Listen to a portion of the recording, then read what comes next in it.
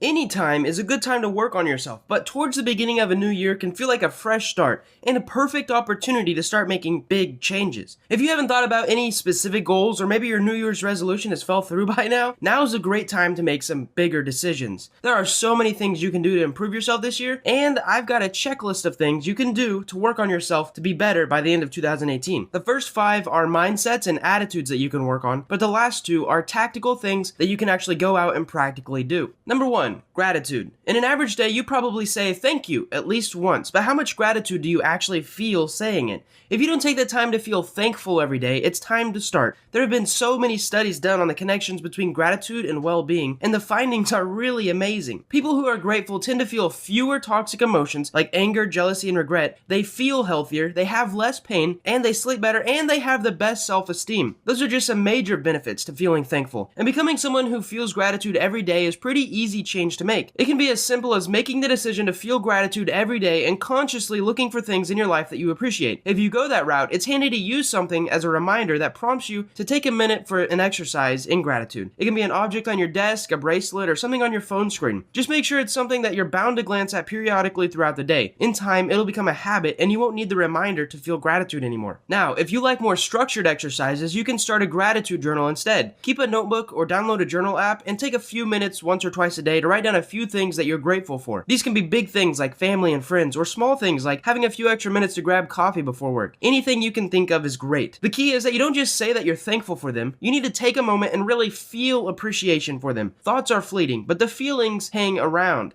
You'll notice that it's actually pretty enjoyable to do too. The feeling of gratitude has a way of overtaking negative emotions. Number 2 on our self-improvement list is mindfulness. In a similar vein, being more mindful is a great goal to have. It's another change in your perspective or thought process, and it can really change your mental health for the better. Mindfulness is all about being more conscious of the present moment. Your awareness should be on what you're doing most of the time, where you are, and how you're feeling, instead of on things that are stressing you out. Studies on mindfulness have shown that it improves mood, reduces stress and anxiety, lessens depressive symptoms, and improves general health, among many other benefits. To introduce mindfulness into your routine, you'll probably need some kind of prompt like the ones mentioned before for learning gratitude. When you see your prompt, take a moment to focus on the present. You can also use bookends. This is something I do, basically creating a mindfulness habit in the morning right after you wake up, and at night right before you go to bed. Notice the pace of your breathing. If you're holding something, notice the texture and the weight of it. Notice what the space you're in sounds like without focusing too much on any particular sound. This exercise doesn't have to be any longer than a minute, but it should be done a few times throughout the day. Once you get used to taking a minute here and there to feel mindful, you won't need a prompt anymore. You'll start finding opportunities in your day for it, like when you're waiting in line, washing dishes, or anytime you're feeling anxious or even stressed. If you like your new mindfulness exercise, consider adding 15 to 20 minutes of mindfulness meditation into your daily routine. It will boost the positive effects since you'll be dedicating more time to mindfulness. Let's get on to number 3,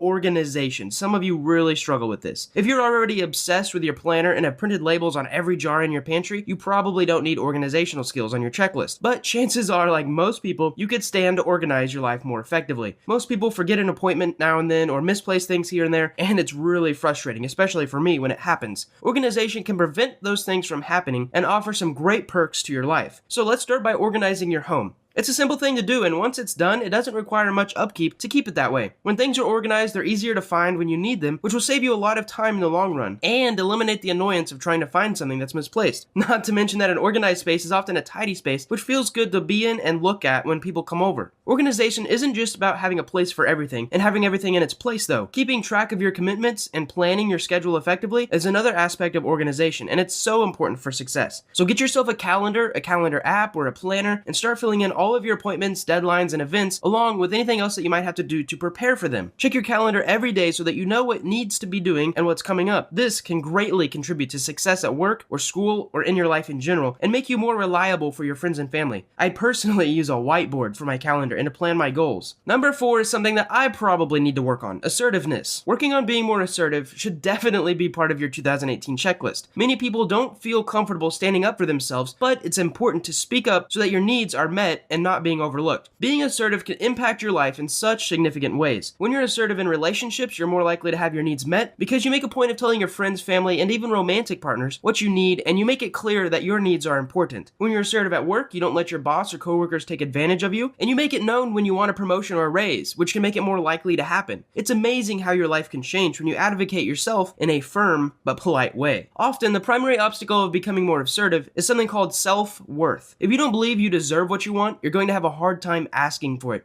So the first thing you should do is start by identifying things about yourself that you do like. Work on your self-esteem and learn to love yourself. As you do, start voicing your opinions more. And from there, share your feelings and your needs as the situation comes up. Remember, opinions are not necessarily facts. It's a process, and it can be a very tough one if you're used to accommodating others and ignoring your own needs. But take small steps, and by the end of the year, you'll be so much easier to speak out. Honestly, you could even start in your gratitude journal by writing down some things about yourself that you appreciate. Number 5 is overcoming fears. Most people are afraid of something, and for a lot of people, those fears can impact them in big ways. If you've got fears that are getting in your way of life, of becoming more successful, this is the year to get over them. We all know that it's easier said than done, but if fear is holding you back, why not at least try to move past it? It might sound cliche, but the best way to get over a fear is to face it. I've talked about this before. Exposure and something else called response prevention therapy, also called systematic desensitization, is a great method to use. It involves slowly exposing to what you're afraid of, monitoring the reaction, letting the anxiety subside, and then repeating the process again. For example, let's say you're afraid of traveling, and even leaving the city makes you panic. This could prevent you from going on vacations and exploring and adventuring places that you've never been to before. It could stunt your growth, your business growth, your career growth, even growth in your friends and family's lives. So first, you might want to go to the other end of a town, maybe to a restaurant or a park that you've never been before but is pretty far away from where you live. Feel the anxiety and sit until it starts to fade a little bit. You can do this multiple times until you're used to it if necessary. Then, in the next step, you could go to the next town over, then on a short day trip, then an overnight trip. Eventually, your travel anxiety should lessen as you experience being further from home and start to recognize that it's safe. This can be done for so many different fears like spiders and snakes and even skydiving. If your fear is more abstract, like a fear of a commitment or getting sick, try seeking a therapist. Talking with a professional can help you really dig into the root of the fear so that you can work through it. It's hard to use exposure for these kinds of fears, but it's still possible to get over them, and there's no better time than right now. Remember I said the first 5 were more attitudes and the last 2 were practical? Well, number 6 is books. Books will give you ideas that you can tangibly apply to your life that make the changes that you want. You can get ideas from other people, but the stories in books and the author's experiences and perspectives will help give you that perspective to make better decisions in life. You won't get very far if you're not reading a lot, and honestly, I think without reading at all, you won't make any major progressions. So read some books in your industry, because experts agree that you can become more knowledgeable than 90% of your field. You can become in the top 10% of your field just by reading 4 books on the topic. Imagine if you consumed a book a week in your industry. You'll quickly reach the top of the mountain of people in your field. For me, reading over 300 books last year was one of the best experiments I've ever done. I learned so much from it, and it's shown in my personal life, my business life, and all of my relationships. This is why I'm highly recommending reading books in 2018 and in many years beyond, because there's never been a time where I finished a book and I went, you know what, that book didn't really add value to my life. I wish I could go back and not read that one. They all added value in some way or another, and I plan on reading just as much, if not more, this year.